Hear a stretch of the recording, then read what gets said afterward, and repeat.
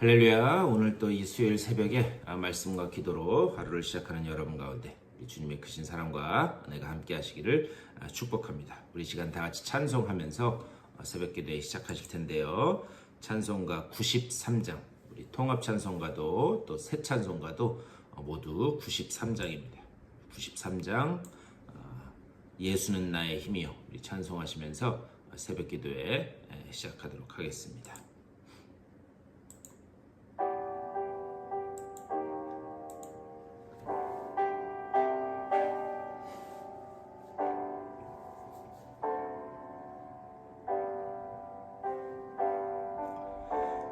예수는 나의 힘이요 내 생명 되시니 구주 예수 떠나가면 죄 중에 빠지리 눈물이 앞을 가리고 내 맘에 근심 쌓일 때 위로하고 힘 주시리 주 예수 예수는 나의 힘이요 내 친구 되시니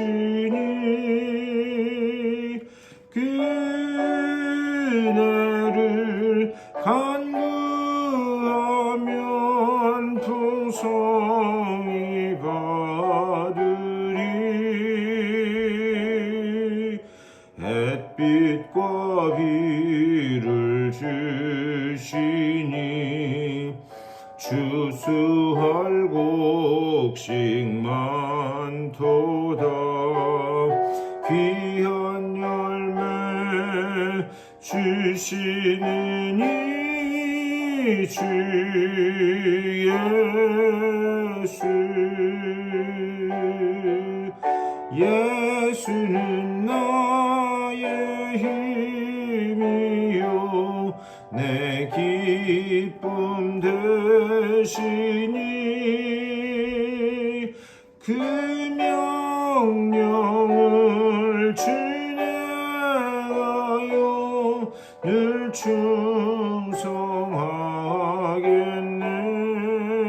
충성하겠네 주야로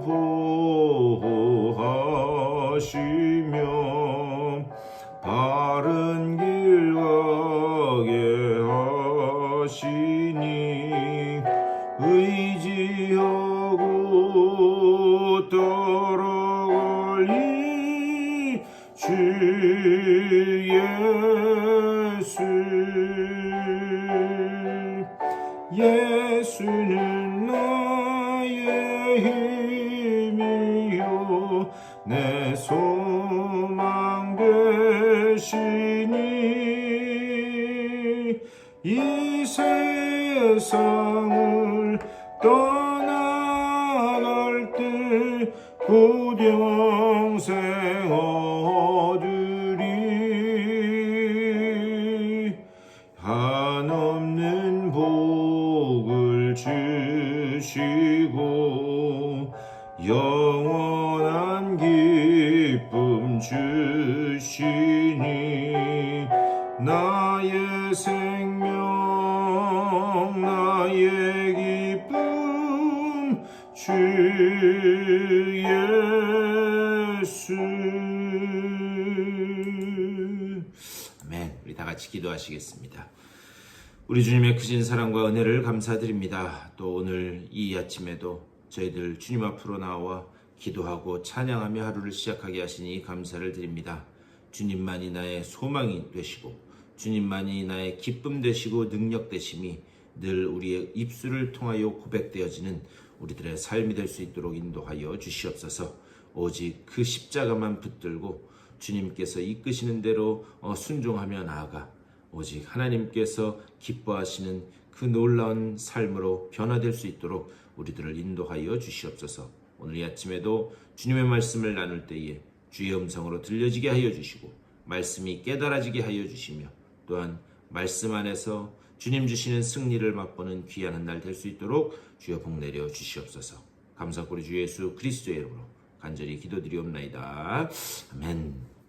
우리 오늘 말씀 열왕기 상 22장 우리 29절 말씀부터 보시겠습니다.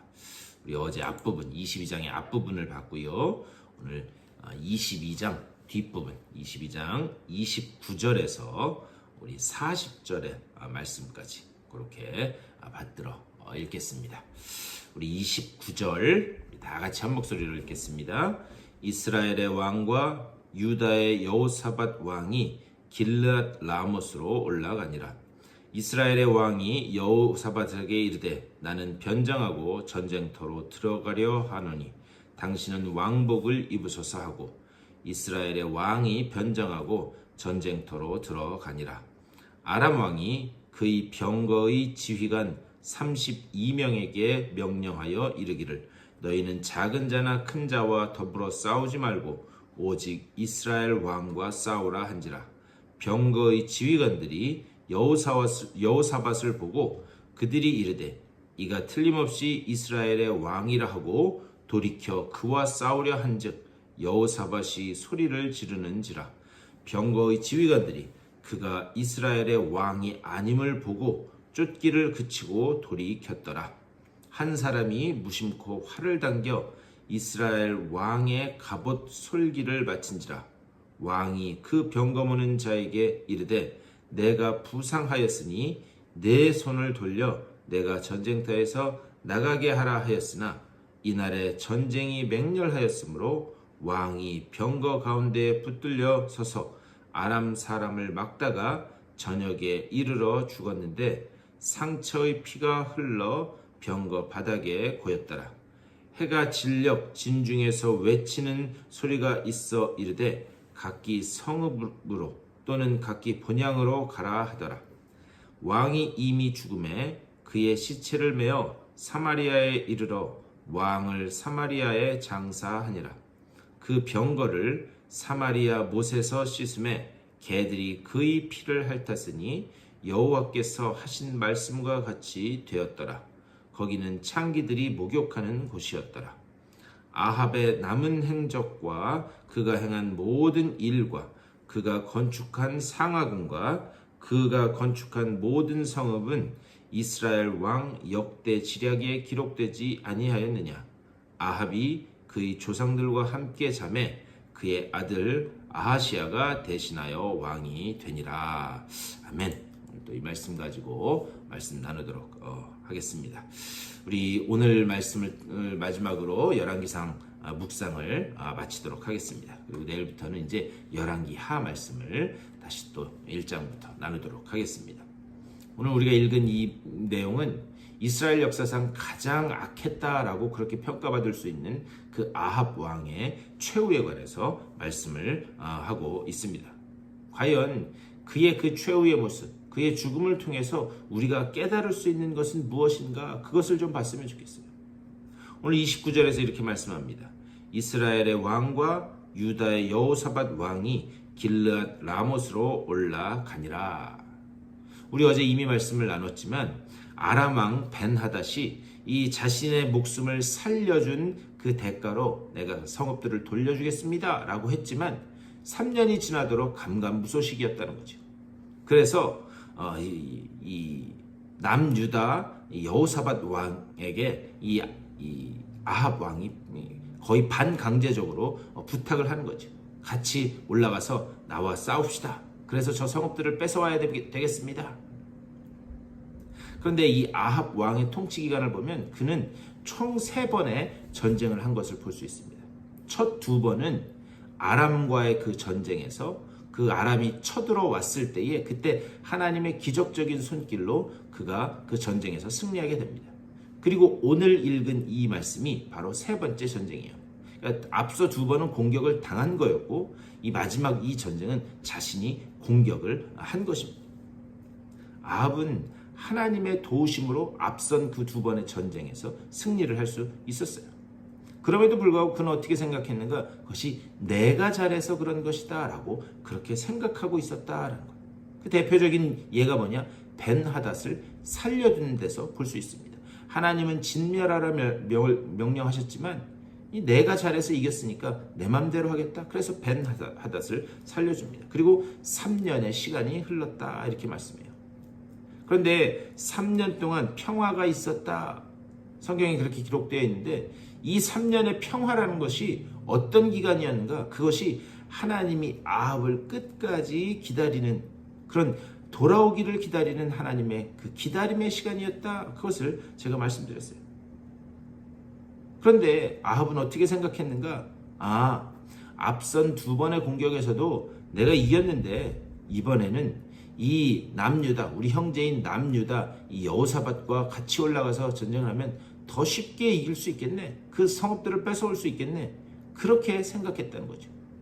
그런 맥락에서 오늘 말씀을 이해해야 됩니다. 오늘 30절에서 이렇게 말씀해요.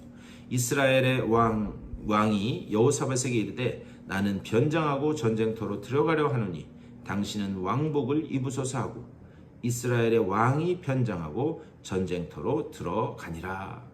이게 무슨 말인가? 아합이 여호사밧에게 먼저 제안을 한 거예요.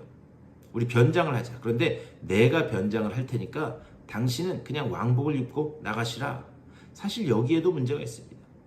이 군대를 진두지휘해야 될 그런 이 의무가 있는 왕이 어떻게 보면 위장수를 한 거죠.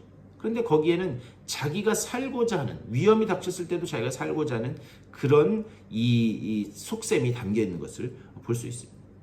31절에서 이렇게 말씀해요. 아람 왕이 그의 병거의 지휘관 32명에게 명령하여 이르기를 너희는 작은 자나 큰 자와 더불어 싸우지 말고 오직 이스라엘 왕과 싸우라 한지라. 벤하닷이 자기의 부하들에게 명령한 거죠. 적장인 그 이스라엘의 왕 아합의 목만 가지고 오면 된다.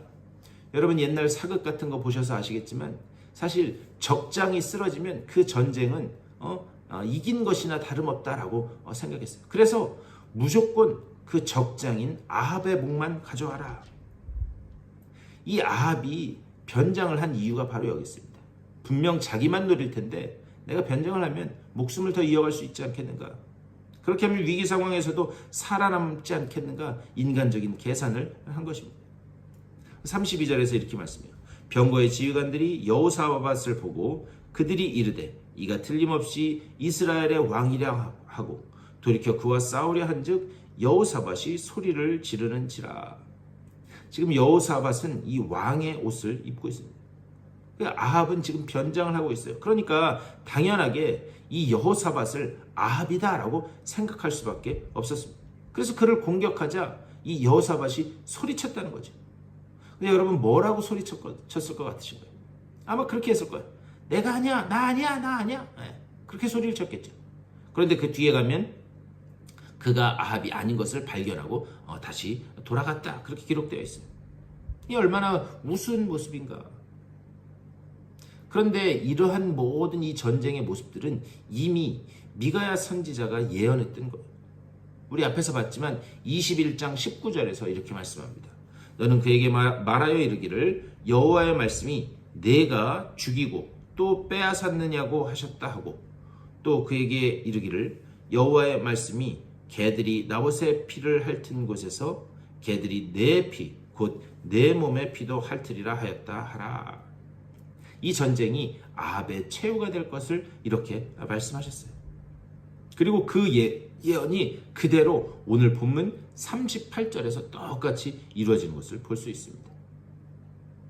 그런데 오늘 이 말씀을 전체적으로 보고 또 열왕기상 말씀을 마치면서 우리가 반드시 놓치지 말아야 될 게 있어요. 오늘 말씀을 읽으면서 하나님의 말씀을 안 들으면 벌받고 하나님의 말씀은 정확하게 이루어지는구나. 거기에서 멈춰버리면 그러면 오늘 말씀을 잘못 이해하고 있는 거예요. 이게 무슨 말인가? 성경 그 어디에도 하나님의 말씀 그 어디에도 하나님이 저주와 심판을 목적으로 하신 적이 한 번도 없다라고 하는 사실이에요. 항상 하나님은 저주와 심판을 내리실 때에 그 목적이 어디 있었는가? 깨닫고 돌아오게 하는 그 방편으로 깨닫고 돌아오게 하는데 저주와 심판의 목적이 있었습니다. 만약에 하나님이 아합을 단 한 번에 끝내려고 했다면 중간에 미가야 선지자를 보내서 그렇게 메시지를 전할 필요도 없어요. 하나님이 직접 치시면 되는데. 그러니까 하나님과 아합 사이에 선지자를 세울 필요도 없었다라고 합니다. 아합이 끝까지 하나님 앞으로 다시 돌아오기를 끝까지 기다리시는 하나님의 모습을 지금 이렇게 말씀하고 있는 거예요. 그럼 이런 차원에서 보면 38절에서 나온 그 아합의 죽음, 그의 피를 개들이 핥은 개들이 핥는 이 최후는 하나님이 저주하셨기 때문인가? 아니면 아합이 불순종했기 때문인가? 분명 이것은 아합이 불순종했기 때문이다라는 것을 볼 수 있어요. 하나님 그렇게 끝까지 기다리셨음에도 불구하고 그의 불순종이 결국 그 예언대로 되는 비참한 최후를 맞는 그 결과를 가져오게 되었다. 여기 아주 큰 차이가 있습니다. 하나님이 저주를 진짜 목적으로 했다면 그 앞에 미가야 선지자를 보내지도 않았을 것이다. 그런데 오늘 말씀에서 이 아합의 악행을 보면서 계속해서 등장하는 단어가 있습니다. 31절부터 계속해서 보시면 계속 한 절에 한 번 정도 계속 등장하는 단어가 뭐냐? 병거라는 거예요. 병거. 그런데 이 병거는 사실 누구 때부터 좋아했던 건가? 솔로몬 때부터 좋아했던 겁니다. 솔로몬은 왕이 되자마자 이 애굽에서 병거를 수입해 와서 나중에는 그것을 어떻게 관리를 할 수가 없어서 다른 나라에 팔아버리는 그런 일을 합니다. 결국 아합이 통치 기간 내내 그가 어디에 관심을 가지고 무엇을 의지했는가? 하나님의 의지, 하나님의 선하심, 그것을 의지했던 것이 아니라 병거, 다시 말하면 힘과 세력과 규모와 크기, 그가 거기에만 몰두하고 있었다. 그게 그의 삶의 일관된 패턴입니다. 하나님이요, 아합의 웬만한 죄들은 다 그냥 넘어가셨어요. 그런데 하나님이 끝까지 그를 기다리셨지만 그를 심판하신 그 가장 큰 죄목이 뭔가? 우상 숭배에 있었습니다. 그는 통치기간 내내 단 한 번도 하나님을 온전히 숭배하고 온전히 하나님께 의지하고 순종한 적이 없었다라는 거예요. 다시 말하면 하나님은 미가야 선지자를 통해서 말씀을 주심으로 아합을 끝까지 기다리셨음에도 불구하고 그는 변장을 해서라도 전쟁터에 나가 자기가 원하는 바를 빼앗으려고 했다. 이것이 바로 그의 일상에서의 우상 숭배였습니다. 그의 가치관, 그의 의식구조, 이 모든 것들이 우상 숭배에 던져져 있었다라고 하는데 이 안타까운 모습이 있는 거예요. 그런데 이것은 우리도 매우 조심해야 될 그런 부분입니다. 나도 모르게 이 세상적인 가치관에 우리가 함몰될 수 있다라는 거예요. 오늘날 수많은 미디어에 노출되고 여러 가지 수많은 정보를 얻으면서 우리가 거기에 그 일상의 우상에 빠질 수 있다라고 하는 것을 늘 경계해야 됩니다. 우리가 구조적으로 또 우리의 가치관, 만몬의 신 이런 것들이 우리의 의식 저변에 나도 모르는 사이에 파고들어서 거기에 빠질 수 있다. 문제는 뭐냐? 그럼에도 불구하고 우리가 우상숭배를 하는지도 모르고 우상숭배를 하고 있는 그 길로 나아가고 있다는데 더 끔찍한 결과를 가져올 수 있다라고 하는 사실입니다. 하나님은 아합을 끝까지 기다리셨어요. 그리고 미가야 선지자는 뺨을 맞으면서까지 하나님의 말씀을 전달했습니다. 그런데 아합은 그것을 어떻게 받아들였는가? 내게 흉한 이야기만 한다. 하나님의 말씀을 길한 것과 흉한 것으로 내게 이익이 되느냐 되지 않느냐 이걸로 판단했다라고 하는데 아합의 가장 큰 죄가 있었습니다. 오늘 하루를 살아갈 때도요, 오늘 하루도 보면 이러한 거센 파도가 우리에게 얼마든지 몰려올 수 있습니다. 우리를 도전하는 이런 그 수많은 파도 앞에서 이 규모의 싸움에서 또 힘의 세력 앞에 겁먹지 말고 오직 주님만이 나의 힘이십니다. 이 고백이 단 1초도 떨어지지 않는 계속해서 주님만이 나의 힘이시고 능력이십니다. 이것이 끊임없이 고백되는 오늘 하루가 되실 수 있게 되기를 주님의 이름으로 간절히 축원합니다. 그래서 그 고백 속에서 하나님이 주시는 놀라운 승리를 맛보시는 복된 한 날 되시기를 주님의 이름으로 간절히 축원합니다. 우리 말씀을 생각하면서 우리 다 같이 기도하겠습니다. 말씀을 생각하면서 또 교회를 위해서 주변에 아픈 분들, 여러분들의 개인적인 기도의 제목들을 놓고 기도하시고 삶의 자리로 돌아가시도록 하겠습니다. 우리 다 같이 한 목소리로 기도하며 나아가겠습니다. 우리 주님의 크신 사랑과 은혜를 감사드립니다. 아버지, 오늘 아침에도 주의 전으로 불러주시고 주님 앞에 기도하며 하루를 시작하게 하시니 감사를 드립니다. 아버지여, 우리가 힘과 세력과 규모의 싸움에 겁먹지 않게 하여 주시고 그 앞에 넘어지지 않게 하여 주시고 오직 그것을 추구하지 않게 하여 주시고 아버지여, 주님의 선하심, 주님의 능력을 의지하는 주님 백성들로 설 수 있도록 인도하여 주시옵소서. 아버지여, 주님의 그 능력의 손이 우리와 함께하면 아버지여 뭐든지 된다라고 하는 그 믿음 가운데서 오직 아버지여 그 주님의 손을 의지하고 말씀을 의지하고 십자가 앞으로만 아버지여 넘어지는 우리의 삶이 될 수 있도록 인도하여 주시옵소서. 우리의 삶의 그 걸음걸음마다 주님만이 나의 능력이시고 소망이심이 늘 고백되어지게 하여 주시고 아버지, 정말 내가 주님만 의지합니다. 주님이 내 피할 산성이요 바위시요 요새십니다라는 그 고백이 단 한순간도 아버지와 떨어지지 않고 늘 고백되어질 수 있도록 그리하여 그 가운데 주님이 주신 놀라운 승리를 맛보는 우리들 되게 하여 주시옵소서. 아버지, 우리 교회를 주님께서 붙잡아 주시고 머리 대신 주님을 중심으로 우리가 한마음 한뜻 이루게 하여 주시고 각자 맡은 자리에서 충성하며 나아가는 아버지, 우리 교회 될 수 있도록 주여 인도하여 주시옵소서. 육체 질병으로 고통받는 이들이 있습니다. 한 분 한 분 찾아가시고 위로하시고 용기 주시고 힘 주셔서 아버지, 주님 주시는 그 용기와 힘을 가지고 아버지여 오직 다시 일어서 주님 앞으로 나오는 귀한 역사가 나타날 수 있도록 주여 우리 붙잡아 주시고 좀 인도하여 주시옵소서. 아버지, 오늘 하루도 말씀과 기도로 시작한 주님의 귀한 백성입니다. 저들에게 하나님 주의 지혜와 능력과 위로와 용기를 허락하여 주셔서 오늘도 주님 주시는 그 말씀 붙잡고 승리하는 귀한 날 될 수 있도록 주여 아버지 붙잡아 주시고 좀 인도하여 주시옵소서.